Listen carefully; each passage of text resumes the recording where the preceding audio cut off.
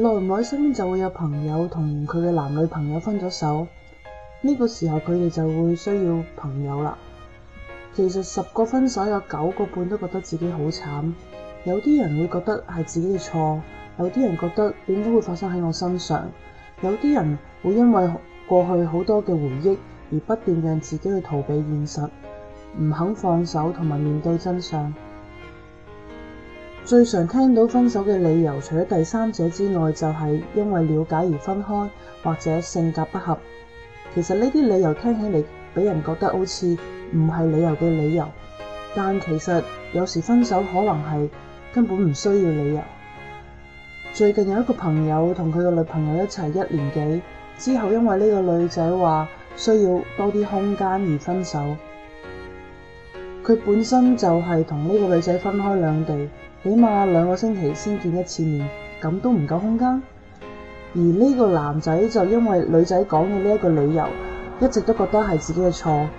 覺得自己將呢段感情送上絕路，因為過去好多開心嘅回憶蒙蔽咗佢自己，而睇唔到事實，不斷去欺騙自己，佢同呢個女仔其實係最夾嘅，佢哋一齊最開心嘅，佢相信將來可能揾唔到另外一個好過呢個女仔嘅。但係如果真係夾，真係咁開心，又點會分手呢？又點會嘈交呢？而2個星期見1次面都會覺得煩。呢個世界上冇一個人會同你係完全夾嘅，因為我哋全部都係個體，都有自己嘅背景、思想同埋性格。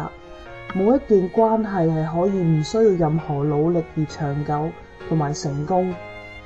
如果你真係鍾意一個人或者在乎一個人，你可以為呢個人犧牲好多，同埋做好多事，而唔需要任何理由。其實個事實就係好簡單，當你鍾意一個人嘅時候，你可以有成千上萬嘅理由，你可以為呢個人做好多嘢，你可以犧牲自己嘅私人時間同埋其他人或者事去同呢個人一齊。當你冇晒感覺嘅時候，可能連叫你去幫呢人斟杯水，你都會覺得好煩。想分手啦，理由其實就係得一個，你唔鍾意呢個人，就係咁簡單。嗰啲所有嘅拖泥帶水都係多餘，回憶永遠都係回憶，回憶永遠都唔會係將來咯。